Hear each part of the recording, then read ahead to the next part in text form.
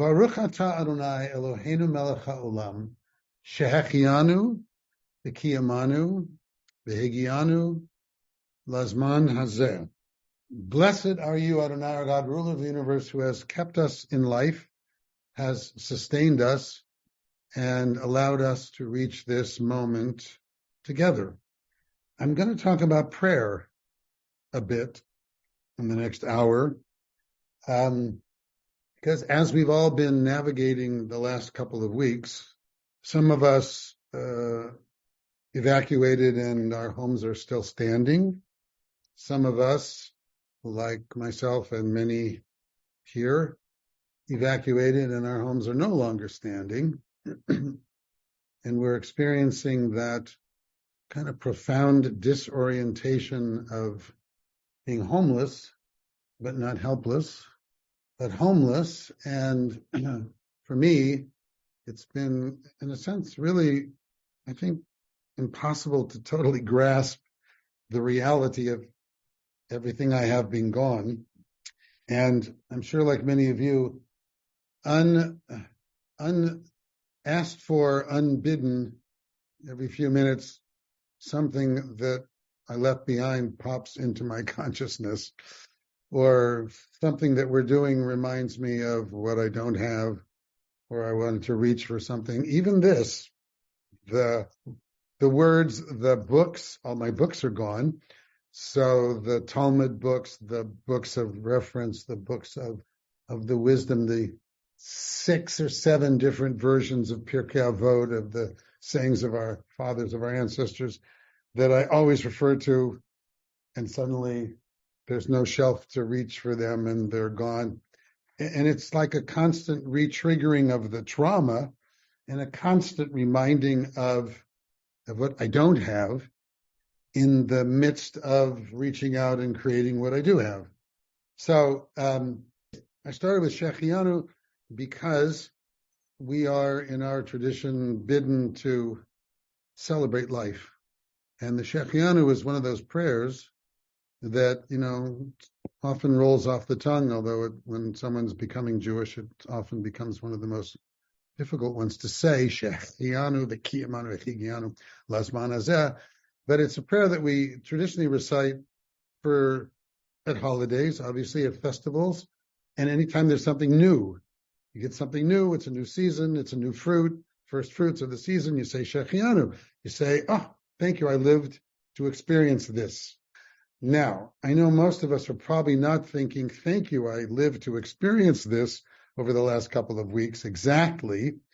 But as many of you know, one of the most well-known commandments in the Talmud is that we are commanded to bless God for the bad, just as we are commanded to bless God for the good. And I know that has, over the centuries, created some questions and some challenges and some conflicts, and with people going, why would I want to bless God for the bad? Why shouldn't I just bless God for the good? And of course, the short version of that rabbinic answer is because God's responsible for everything in Jewish tradition. So you take what you get. You take what you get in life and you make it work in life, and in the Talmud, after they say that you should bless God for the bad just as you should bless God for the good, they tell this story. And the story they tell is that Rabbi Akiva, it's a famous Rabbi Akiva story, he was walking along the road, he was traveling, he comes to a certain city, and he inquired about lodging, and they didn't have any, and they refused to give him. Some of you will relate to this. That's why I'm sharing this story. He couldn't find a place to stay overnight because there was no room at the inn. This is not a Christmas story, but there was no room at the inn.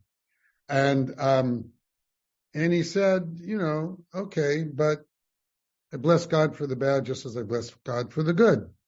And so he went in a field and he lay down and slept in the field. And with him, he had brought along a rooster and a donkey and a candle, according to this story.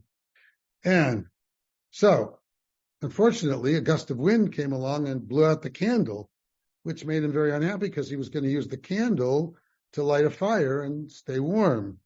And then a big cat came and ate the rooster, which he wasn't very happy about. And then, believe it or not, according to the story, he's out in the woods, out in the forest, and a lion showed up. And thank God it didn't eat him, but it ate the donkey. So there he is, alone in the middle of the night, in the dark, in the middle of the woods. And he said, took a breath, and he said, I got to bless God for the bad, just as I have to bless God for the good. And of course, what happened was, in the story in the Talmud, that night, the Tsar's army came and took the city into captivity. And it turned out that Rabbi Akiva alone, who was not in the city and had no lit candle and no noisy rooster or donkey to give away his location, was saved. Had he had the candle and been a fire where they could see him, had he and the rooster or the donkey make noise where they could hear him, according to the Talmud, he would have been dead. And so he said, oh, didn't I tell you? You got to bless God for the bad, just as you got bless God for the good, because life is filled with, and you've all heard me say this a million times, blessings and curses, but most of the time we can't really tell exactly which are the blessings and which are the curses. And that's part of the challenge of life, is that we above all, and of course I say this all the time as well, we above all human beings, our superpower as human beings is that we are meaning makers. We make meaning out of the things of life. We make meaning out of the tragedies of life as much as we make meaning out of the blessings of life. And over the almost 50 years now that I have been a rabbi, I can't even count the number of times I've sat with people who have gone through some challenge or another and reminded them that one of the great gifts of being a part of the Jewish people is that we are old. One of the things that is often particularly attractive to people who formally choose to become Jewish, who weren't raised Jewish, all the time I hear them say, I love the fact that Judaism is thousands of years old. Must be something good in there if it's lasted for thousands of years. Or they say, what I'm about to say, which is, if the Jewish people have lasted for 3 or 4 or 5,000 years, depending upon how you count, in spite of the fact, as the prayers at our festivals say, that b'chol dor v'dor, in every generation, someone rises up against us to try to wipe us off the face of the earth and destroy us, and yet here we still are, from the Exodus, from the enslavement of Egypt, up through the expulsions from Spain and every other, almost virtually every other country in Europe, to, of course, the Holocaust, to the rise of anti-Semitism today around the world. Here we are, to recognizing that there are billions and billions of other people, of other religions, and there's 15 maybe million Jews in the whole world, and yet here we are. We still survive. And to remind ourselves, if we survive this, and if we survive that, and if we survive this, and if we survive that, we'll survive this. Today's this. That's part of the real gift, the spiritual gift of being a part of Jewish civilization. And it's one of the reasons that we have these prayers that endure. It was Rabbi Lord Jonathan Sachs, may he rest in peace, really the brilliant former chief rabbi of British Jews, who said prayer is the language of the soul in conversation with the divine. And we are, through prayer, we are sort of partners in this conversation with the sacred. Whether you imagine the sacred as a supernatural being or not, we're in conversation with the divine, with the sacred of the universe. And prayer is one of those ways. We have several ways. What we're doing is another way. Study is another way. Torah is another way. But prayers have been that we pass down from generation to generation is one of those ways that we both link to the past and feel like we're carrying on a tradition that gives us a strength of greater belonging than just me, my individual human being on this particular moment, in this particular moment in time, but being a part of something bigger than myself. That's one of the powers of passing on a traditional prayer. In fact, even saying Baruch Atah Adonai Eloheinu Melech HaOlam, which is the beginning of all traditional Jewish prayers, the power in it isn't the literal translation of the words, which means, blessed are you, O Lord, our God, ruler of the universe. Doesn't matter what you imagine God to be. It doesn't have to be a Lord. It's the saying of those words, Baruch atah Adonai Eloheinu melech haolam, and feeling, knowing, recognizing, this is a Jewish prayer, because that's what those words signify really. It's not about the literal meaning. It's a Jewish prayer about something, whatever the end of the prayer is. A Jewish prayer about living, a Jewish prayer about life, a Jewish prayer about waking up, a Jewish prayer about eating food, a Jewish prayer about celebrating this holiday, a Jewish prayer about blessing someone you love, a Jewish prayer about. That's the power of Baruch atah Adonai, Eloheinu melech haolam. It's a spiritual symbol, a trigger to our souls that we are a part of something much bigger than ourselves and something very ancient. And that in moments like this of our lives, of such upheaval of our lives, part of why there's so many people logging on to this tonight is the desperate need and search for reconnecting with community. It's probably not whatever brilliant things I'm about to say, whatever that may be. It's the sense of connecting to, we're still here. Even though here is all over the city and in Orange County and in where I am in the San Fernando Valley, along with Bert and Carol and other people, or on the West Side, or wherever we happen to be, we're still us.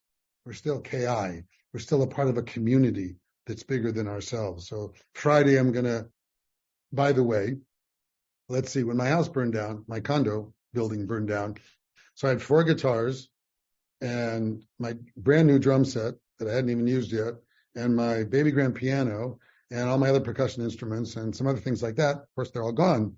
So yesterday, some of you know, every Tuesday night, I go to someone's house in Century City, and I play drums. Fortunately, they're not my own. They're already there. And I have this sort of old person jazz band that rehearses in someone's house. And then once a month, we are at Temple Isaiah. You should excuse the expression. Temple Isaiah has a jazz service. I'm the drummer in the band. So every Tuesday night. So yesterday was Tuesday night, and thank God it's an anchor for me. I got to schlep over to Century City and play drums. I'm there.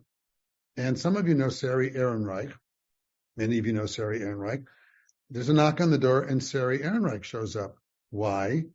Because Sari's amazingly, wonderfully talented son, Alden, who many of you know, who is a remarkable actor, Alden, who is currently in Rome in rehearsal for a movie he's about to shoot with Helen Mirren, which is pretty cool. He's going to be there for 3 or 4 months in Rome and in London, was so upset that all my guitars burned up that he arranged for his mother to go to Guitar Center and buy me a new Taylor guitar. And she showed up last night, I'm starting to cry just thinking about it again, with this new guitar case and a new Taylor guitar in it as a gift from Alden. It's like, really? And so because I now have a guitar, thank you, Alden and Sari, on Friday, I can go to Beth Shir Shalom in Santa Monica, where our ECC will be, and sing with the kids. And I don't know about the rest of you, one of the hardest things for me is to take things that people are offering me. It's not my normal role. It's the other way around. Show up in the person whose job it is to give things, in a sense. So it's been a challenge to say thank you and accept something from people, which I have been learning how to do since everything I have disappeared. This wind, the simplest things. We're in the valley. Didi and I went to the mall, wonderful mall down on Topanga, And we're walking around, and we walked into the Nespresso store because every morning it's our tradition in our house. We have like four Nespresso machines. We would make some coffee, and we would sit on our balcony, which isn't there anymore, and we would have coffee every morning.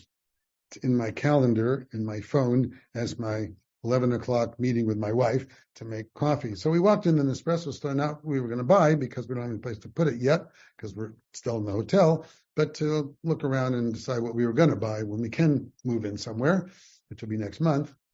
And the salesperson comes over and he starts schmoozing with us and he asks about us. And we said, well, we're from the Palisades and we lost our house. So we're now living in the motel down the street. And he said, oh, you're a victim of that fire, then we're giving you 30% off on anything you buy. And we both started to cry. It was just something so triggering about that. And then we walked next door and it was Lululemon. And hopefully all you know, Lululemon, we walked in, they said, oh, well, we have a $200 gift certificate for anybody who evacuated because of the fire. So turned to Didi and said, buy whatever, and the first $200 is free as a gift from us. And if anything more than that, we're going to give you 25% off that. And we were crying all over again.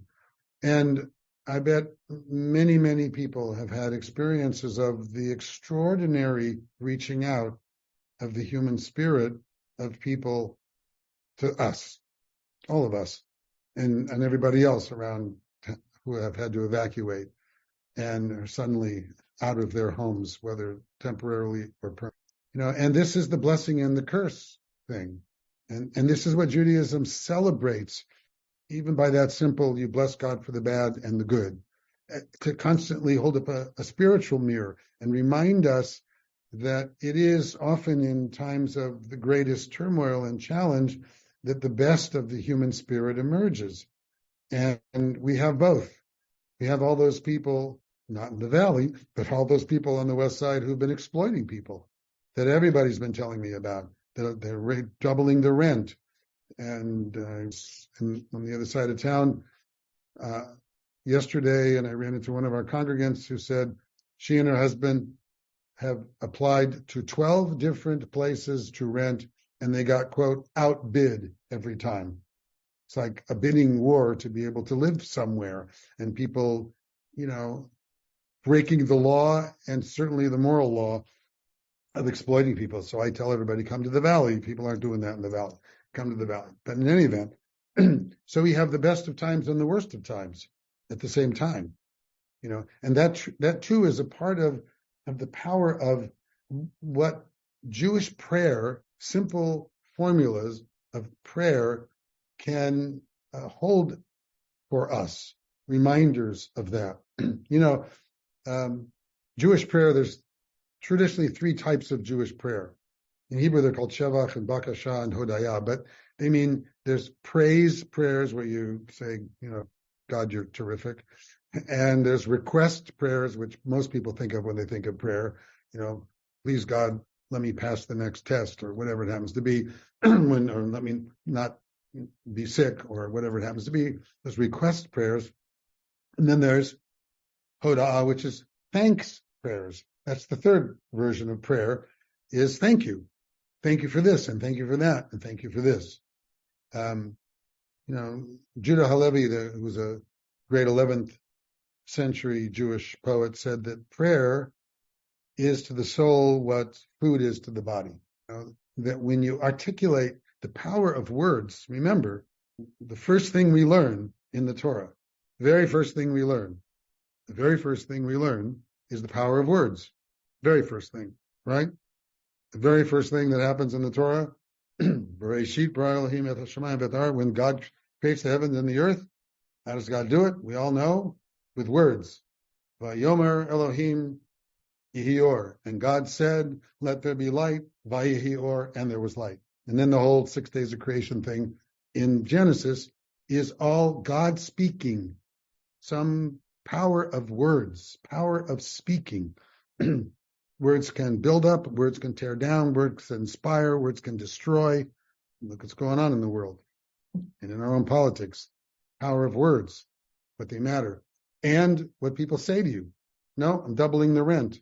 Or, please, how can I help you? Same human, same voice, different words, totally different experience. We learn in Jewish tradition the power of words from the very beginning of our most sacred text, the Torah. Power of words. So, prayer is another way of taking the power of words. There are in the Hebrew Bible, this is for the trivia experts, people who like trivia, 140 references to people praying throughout the Hebrew Bible. I'm not going to share them all, but there's 140 references, like Abraham praying for the people of Sodom and Gomorrah, and Jacob praying just for safe return, things like that. And one of my favorites is the shortest prayer in the Torah. I could give you a pop quiz because some of you will know this, but I'll just tell you anyway. The shortest prayer in the Torah is 5 words. El na rafana la in Hebrew. It's Moses praying for the healing of his sister Miriam. Dear God, please heal her. That's the prayer. El na rafana la. One of my favorite ones because it's so short. I was going to let Bert tell you, but I figured I'll tell you anyway. So, El na rafana la. Love this. I say it every morning. Part of my exercise routine.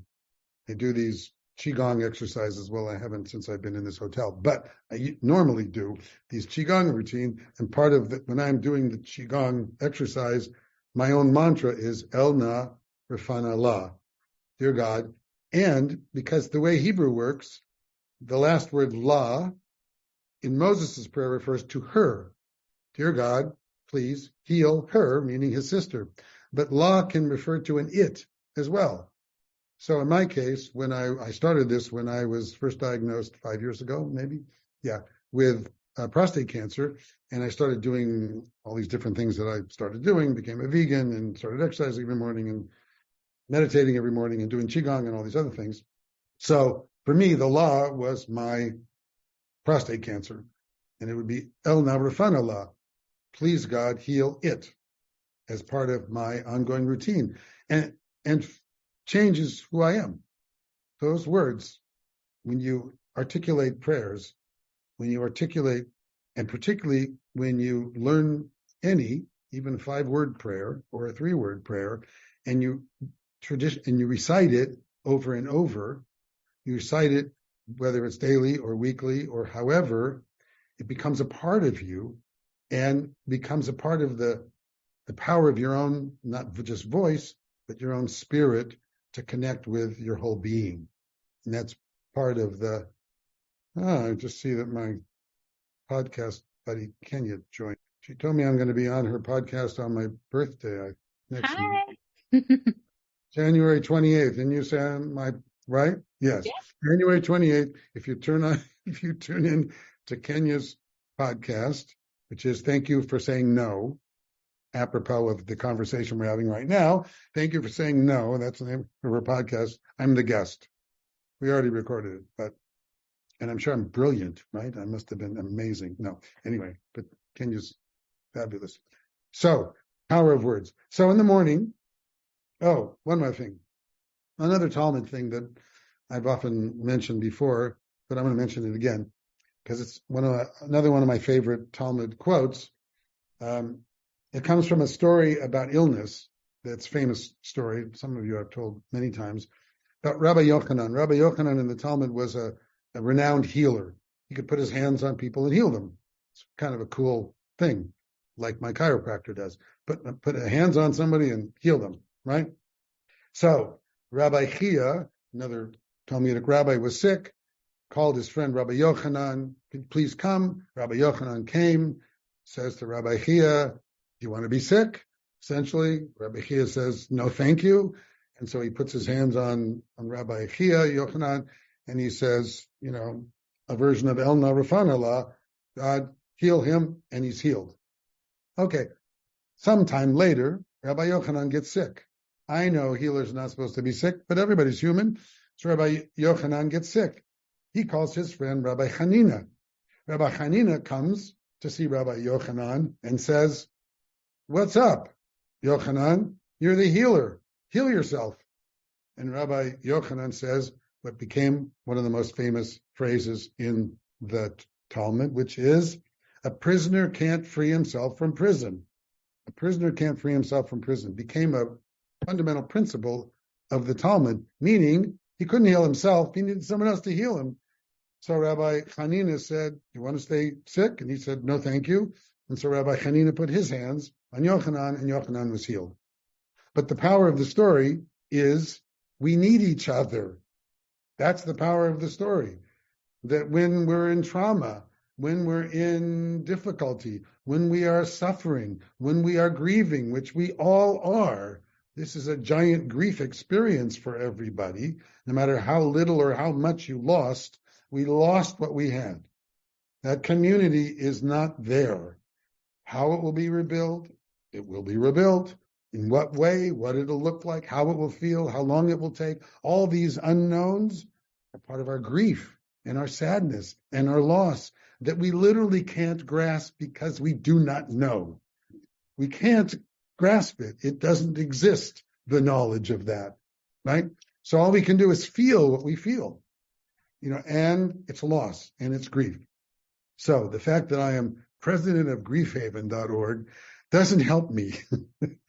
I'm still grieving. The fact that I counsel people about grief doesn't make my grief go away. I could have Joyce counsel me, that would help. Somebody else has to counsel you when because the prisoner can't free himself from prison. And we got a bunch of therapists on this group. I can see them. So, we all know that. That's why therapists go through therapy, because we need each other to support each other, to hold each other up, to be mirrors for each other, to reflect back to us even the things that we know. Because when someone tells us the things we know, I go, oh yeah, that's right, of course. And we still have to go through it. You still have to grieve. You still have to feel it, and I have a hard time doing that, except for when I'm in Nespresso, and then I'm in Lululemon, and someone's gifting me with a guitar, and then I break down and start crying, with all the grief that is there and all the loss that is there and all the unknown that is there, which is why we're all here connecting with one another.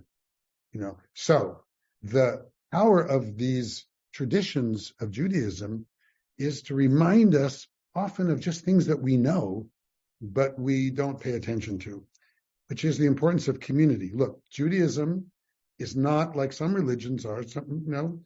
People are fundamentally the same. Religions have different takes on the world. As you all know, I wear this bracelet. Where is it? Every day, that's got all these different symbols, religious symbols on it of all the different religions. I'm in the Ministerial Association. Thank God Didi and I did what we always do when we're in town on Christmas Eve this year. Some people go on bar crawls or whatever. We go on church crawls. On Christmas Eve, we were at the Episcopal Church, the Lutheran Church, the Presbyterian Church, the Catholic Church, and the Methodist Church. All of them different services on Christmas Eve because we like to go and we like to show up. And as my wife likes to say to the ministers, we didn't want Jesus to be the only Jew here tonight, so we thought we'd show up as well. In any event, that's Didi. So, and I'm glad I went because half of those churches don't exist anymore. KI is still there. The Lutheran Church, I understand, is still there. Presbyterian Church burned to the ground. The Methodist Church burned to the ground. The Catholic Church burned to the ground, et cetera, et cetera. And they're scattered all over. And they're doing things wherever they're doing them, like we are. We're having services at Sinai. We're having the ECC here. We're having whatever. We're all over town. And all of us are all over town. But still connected by the heart, by the soul, by the spirit. So, El Narafanallah, powerful prayer.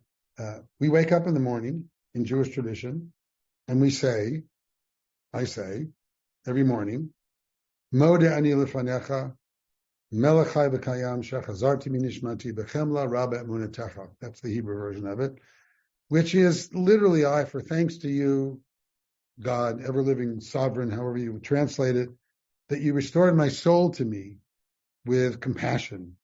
How great is your trust? That's kind of a fairly specific translation. But to me, the power of that prayer, it's a traditional morning prayer, what you're supposed to say when you first wake up, which is essentially, thank you, God, I woke up, right? Thank you, God, I woke up. Thank you, God, I get another free day. I didn't have to earn it. I didn't have to pass a test.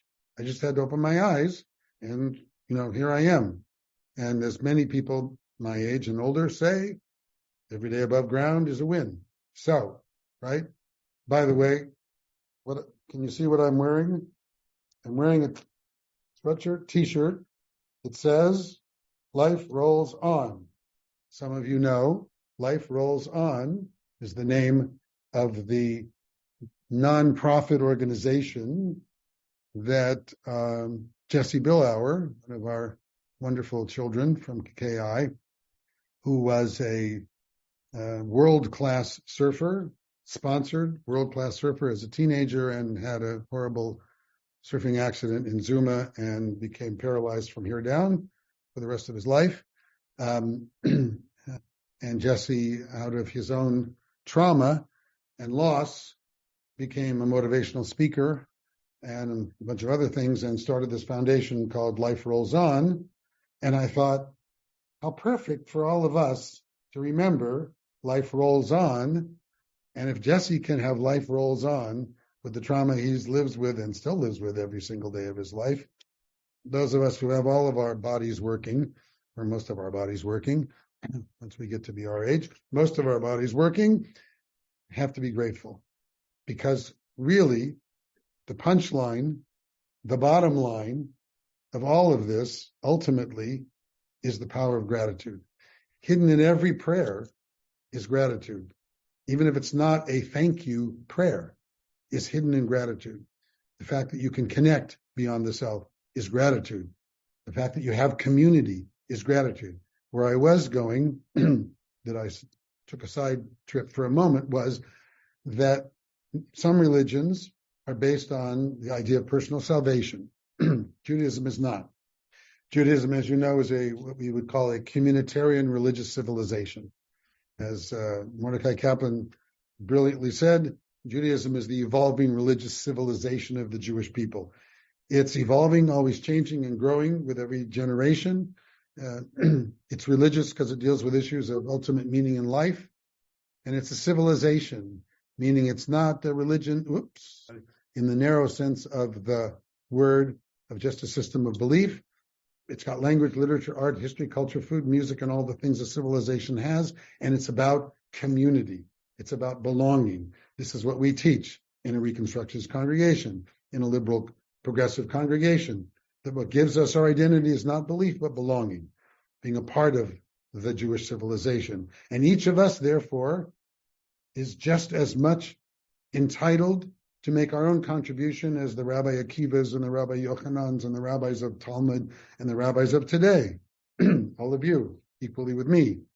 Whatever we do in community contributes to the wealth, the health, and the well-being of the civilization that we call Judaism, the Jewish people, whether you're formally, officially Jewish on your name tag or not. That's why I wear this bracelet all the time, because I truly believe that there's always more that unites us than divides us, that human beings have the same dreams and the same hopes, and we approach them in different ways because of our own backgrounds and our own community. So we wake up in the morning and we say, thank you, God, I woke up. And we express gratitude for this new day without having any clue what's going to happen. We don't wait till the end of the day to say, I made it through the day, so thank you. Oh, you're also supposed to say that. But we don't just wait till the end of the day to take a little list of, okay, what was the good things that happened that I should say thank you for? What were the bad things that I should say, what did you do to me for? We don't do that. We wake up and we say, Moda Ani, thank you, God. Thank you for this gift, this life. Every day is rebirth in Jewish tradition, well, in every tradition. And we acknowledge that with this simple prayer of Moda Aniyah, for thanks to you. And what I love about this prayer is it ends Rabba Emunatecha. By the way, I apologize for the fact that my intention originally was to have, what do you call them?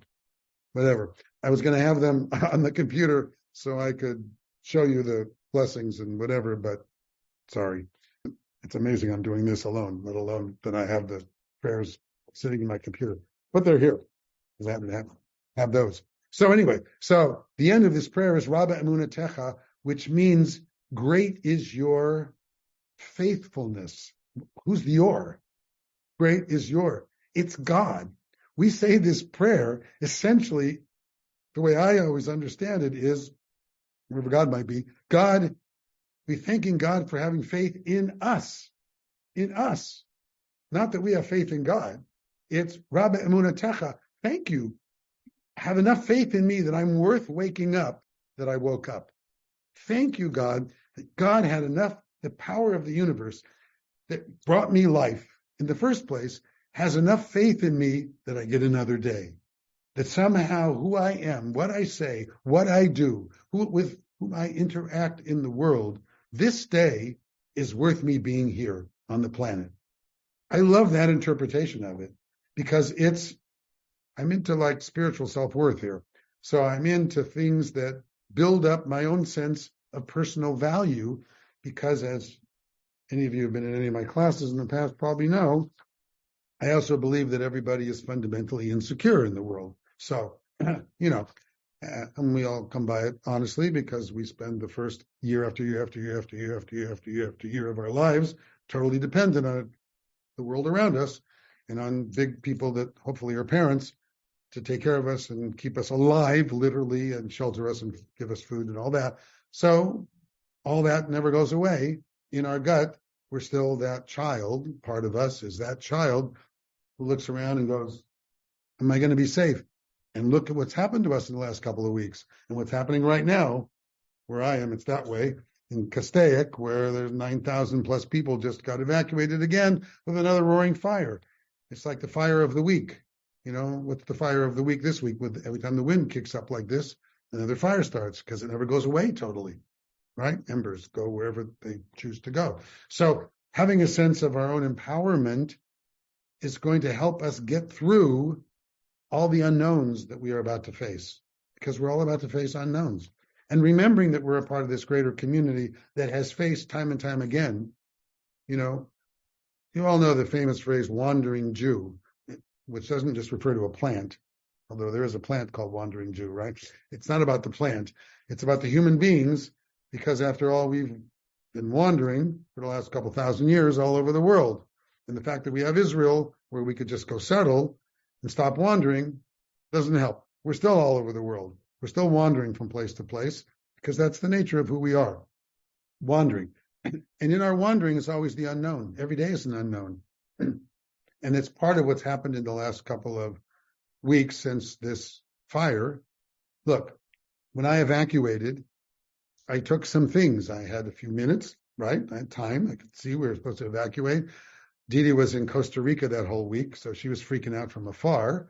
So I called her on FaceTime, and I said, honey, I have to evacuate. Here I'm in our closet. I'm going to take like 4 days worth of clothes. What do you want me to take?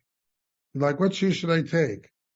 I took blue jeans and black jeans and a couple of shirts and, socks and whatever.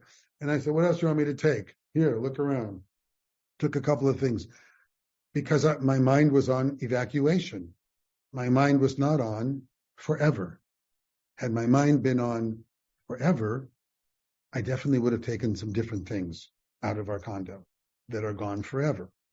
But I wasn't on forever. I was like the people from Encino who evacuated and were here and then went back to their homes, which is what you expect in an evacuation. Okay, we'll be gone. You guys take care of the problem and then we'll come back. And that's where my mind was. Wasn't on forever. Different kind of experience. So the stronger we are with ourselves and with connection to others, the more we're going to be successfully able to face whatever the next unknown is, because we have just learned, all of us, once again, the lesson that every human being learns over and over again, which is that life itself, along with our bodies, is both incredibly resilient and incredibly fragile all at the same time. Like the blessing and curse thing. This is the reality of life. Blessing and curse, yes and no. Thank you for saying no, because I got some yes out of it, because I learned something I never would have. We all have those experiences. If Northridge had hired me when I was applying there, I would never have been a KI for the last, 38 years, right? They said no. I ended up a KI. All that stuff. I never would have met Didi if I hadn't been in Temple, Judea.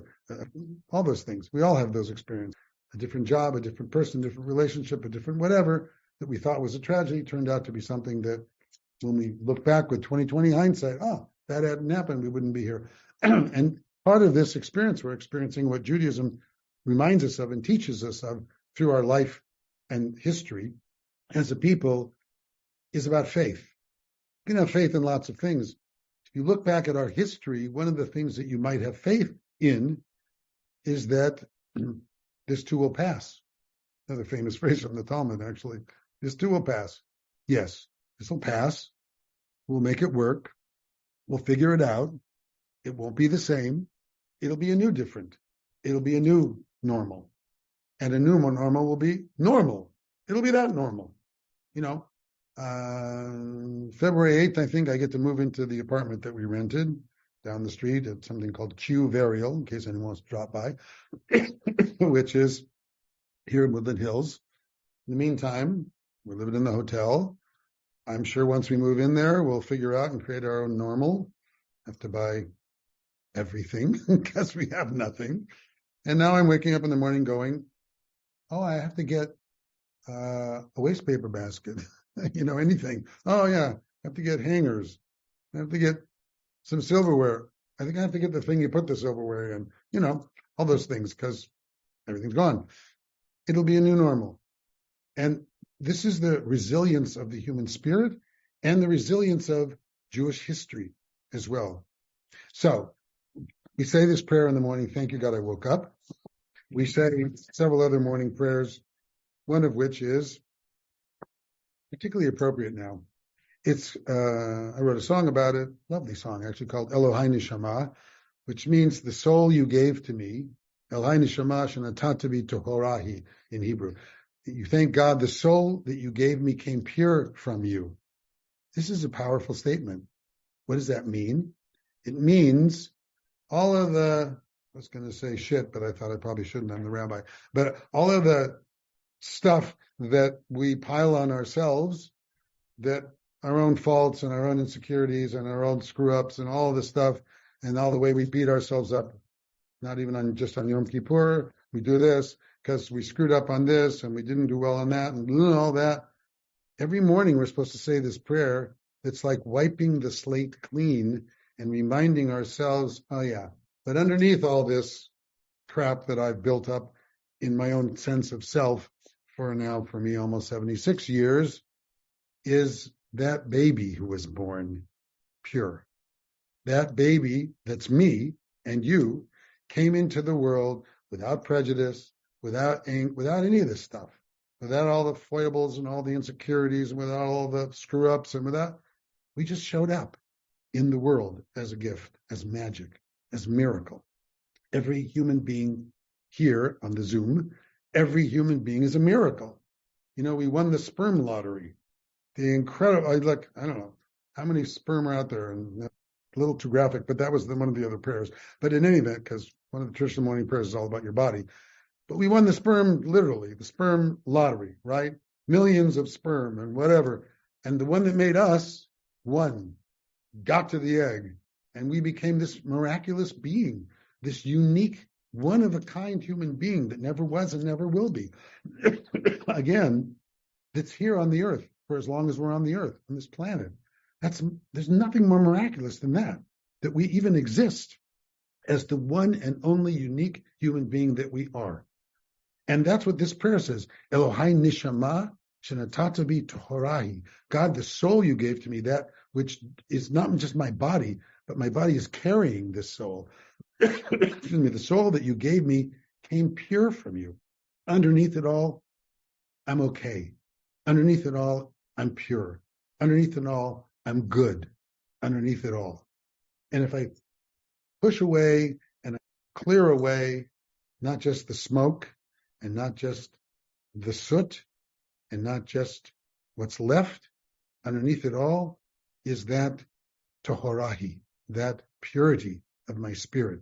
It's again, reminding myself that as I start every day, imagine if you did all of this. Some of you, a couple of you do, every day, say these prayers in the morning. Thank you, God, I woke up for the gift of this day, which anything could happen, which any miracle could happen, which any wonder could happen, which any relationship could happen.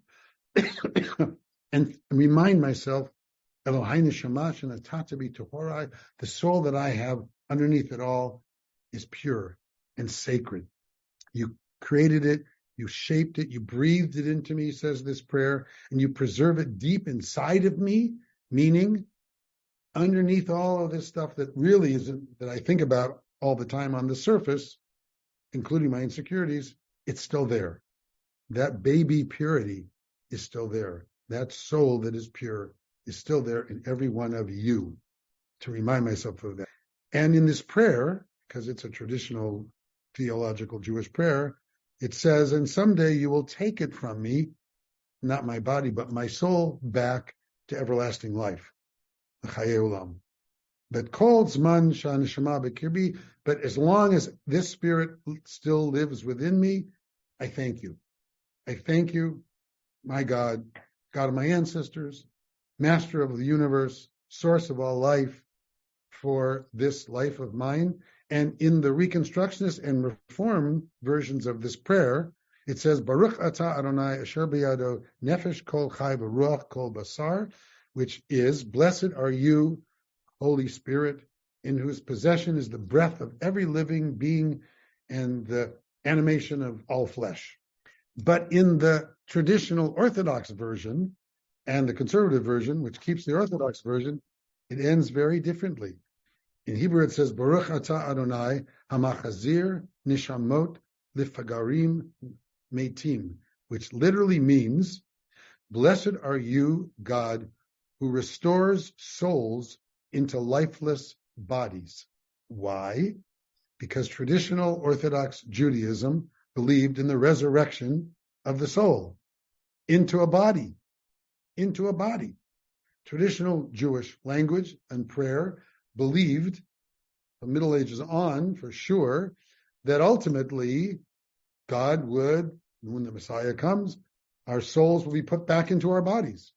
So this prayer is, thank you for the soul. When I die, you're going to take it, but someday you're going to put it back into a new body. Because there's a whole group within Jewish tradition that believes in also Gilgul HaNefesh, the recycling of souls from one body to the next. So you can pick any version of Judaism you want, actually.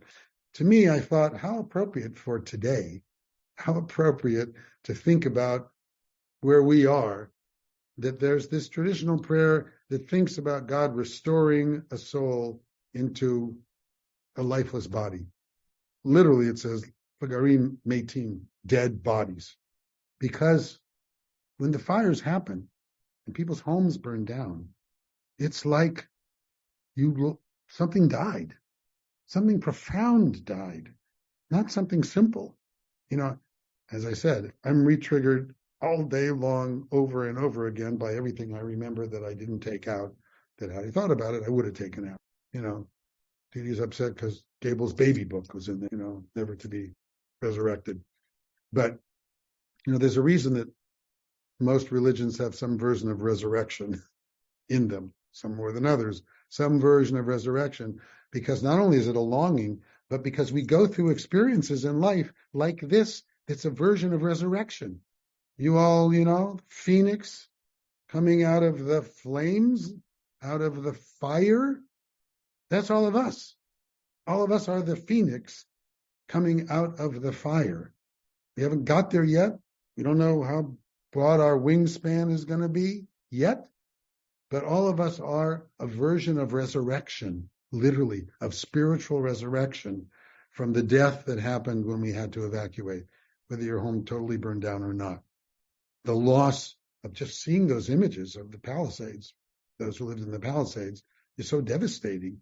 My wife said she's never going back. She doesn't want to, because she doesn't want to see it in person, kind of thing, for now. Because I understand. So this prayer in Jewish tradition, from the morning prayer of Elohai Neshama, my soul, my spirit, thank you for my soul that came pure to me, that you brought it into, you breathed it into me, and this is why I can be here, that we're not just our bodies. Our bodies are corrupted and changing every moment. Our soul, we assert every single morning, Elohai Neshama, Shenatatavi Tohorahi. The soul you gave me is pure, came pure, stays pure. And it's again that sort of spiritual self-worth image, holding up a mirror and going, okay, I know I'm getting gray, I'm losing my hair, I'm getting old in my body's water, whatever. It's harder to walk, it's harder to do. I was with a guy 79 today who said he plays tennis 3 days a week. I said, what is wrong with you? How are you possibly playing? He said, and I'm good playing tennis. I'm a good tennis player 3 times a week. It's like, oh, it's amazing. I'm happy I can still play drums once a week, and I'm good as a drummer, but I can play guitar. But that's part of the gift of the spiritual gift of Jewish tradition, these reminders by using the hooks of traditional Jewish prayers. If somebody wants, I'll send you any of these, which I can get and send you. Just email me or Rabbi Reuben at ourki.org or whatever, and I'll send them to you, versions of it. Happy to do that. So this is part of how prayer can inspire us and anchor us, regardless of your theology. It's not about how you believe in God. Nothing to do with that. I mean, you can see it that way if you want. That works for you. That's great. That works for you. But it doesn't have to be about that. It's taking these same words. To me, what's so amazing about how we evolve Jewish tradition is we keep the tradition and we reinterpret it and we re-envision it and we connect it to today's world in our literally last 2 weeks of living our lives. Something that's been passed down for 1,000 years, these words. And not in their original context and not even in their original theology. It's irrelevant. First we say, Baruch Atah Adonai something, and we say, oh yes, I'm a part of this multi-thousand-year tradition. And then we remember all that we've been through collectively as a tradition. And then we remember, if they could do it, we can do it. And then we remember all those stories from the Torah, Jacob fleeing from his brother who said he's going to kill him, and in fear and lying down with a rock as a pillow. That's about how I feel today, lying down with a rock as a pillow because I haven't bought any of my stuff yet, because I haven't moved into a new apartment yet. I'm still in this Fakakta Marriott in Woodland Hills. And what does Jacob do? He wakes up in the middle of the wilderness. He had a dream, and he says, Yesh Adonai b'makom hazev anochi lo yadati. God was in his place, and I didn't know it. One of the most powerful phrases in the entire Torah, one of the most important lessons in the entire Torah is everywhere we are, there is holiness. Everywhere we are, there is sacredness. Everywhere we are, there is a connection to something bigger than the self, if we're willing to wear those kind of lenses and see the world that way. That's the challenge. And that's what these various prayers are all about, connecting us to this stream of spiritual life that goes back thousands of years to inspire us to look around this moment, this day, this experience, and be inspired enough to have faith that tomorrow is going to be okay too. And the next day is going to be different, but okay too. So, okay. My favorite, I think William James said this, my favorite comment about prayer, not from a Jewish source, is I believe William James said, he who rises from prayer a better man, his prayer is answered. I know it's he language, but now we're not saying any other kind of language, are we, in the next 4 years? So, he who rises from prayer a better man, his prayer is answered. And in many ways, that's the truth. However you use any prayer, make up your own prayer. You don't have to have Adonai or God or anything in it. If it makes you stand a little stronger, stand a little taller, feel a little more confident in the next step and the next step and the next step, because after all, that's all we can do, is put one foot in front of the other with faith that it will be okay, even though it will be different. And that's also the power of prayer. Find one phrase, one prayer, maybe the Shechianu, anyone that you know, and you reinterpret it to connect to the experience you're going through now. For me, again, it's El Na Rafanallah, the shortest prayer in the Torah. Dear God, heal this. Whatever the this is, you need to be healed in this particular moment. El Na Rafanallah. Dear God, heal this.